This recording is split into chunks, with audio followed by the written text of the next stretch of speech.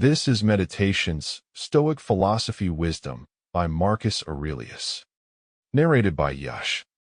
You are about to listen to the private thoughts of the most powerful man in the world, written not for an audience, but for himself, as a guide to living a life of virtue and tranquility. Book 1. Debts and Lessons. 1. From my grandfather Verus, I learned good morals and the government of my temper. 2. From the reputation and remembrance of my father, modesty and a manly character. 3. From my mother, piety and beneficence and abstinence, not only from evil deeds, but even from evil thoughts. And further, simplicity in my way of living, far removed from the habits of the rich. 4. From my great-grandfather, not to have frequented public schools, and to have had good teachers at home, and to know that on such things a man should spend liberally. 5. From my governor, to be neither of the green nor of the blue party at the games and the circus, nor a partisan either of the Parmularius or the Scutarius at the gladiators' fights. From him, too, I learned endurance of labor, and to want little, and to work with my own hands, and not to meddle with other people's affairs, and not to be ready to listen to slander.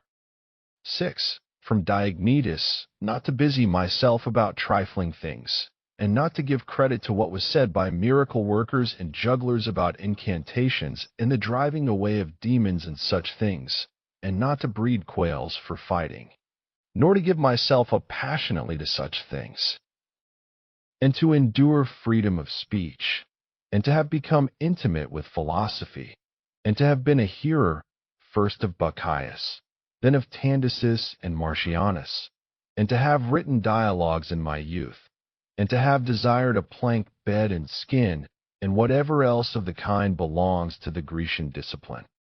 7. From Rusticus I received the impression that my character required improvement and discipline. And from him I learned not to be led astray to sophistic emulation, nor to writing on speculative matters, nor to delivering little hortatory orations, nor to showing myself off as a man who practices much discipline, or does benevolent acts in order to make a display, and to abstain from rhetoric and poetry and fine writing, and not to walk about in the house in my outdoor dress, nor to do other things of the kind, and to write my letters with simplicity, like the letter which Rusticus wrote from Sinuessa to my mother, and with respect to those who have offended me by words, or done me wrong, to be easily disposed to be pacified and reconciled as soon as they have shown a readiness to be reconciled, and to read carefully, and not to be satisfied with a superficial understanding of a book, nor hastily to give my assent to those who talk overmuch. And I am indebted to him for being acquainted with the discourses of Epictetus, which he communicated to me out of his own collection. 8. From Apollonius I learned freedom of will and undeviating steadiness of purpose, and to look to nothing else, not even for a moment, except to reason, and to be always the same, in sharp pains, on the occasion of the loss of a child, and in long illness, and to see clearly in a living example that the same man can be both most resolute and yielding, and not peevish in giving his instruction, and to have had before my eyes a man who clearly considered his experience and his skill in expounding philosophical principles as the smallest of his merits, and from him I learned how to receive from friends what are esteemed favors, without being either humbled by them or letting them pass unnoticed. 9.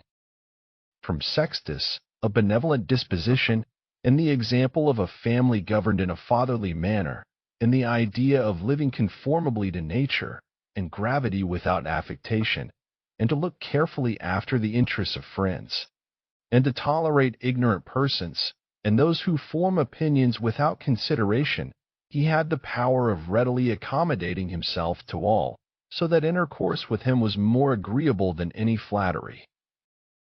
And at the same time he was most highly venerated by those who associated with him, and he had the faculty both of discovering and ordering, in an intelligent and methodical way, the principles necessary Sample complete. Ready to continue?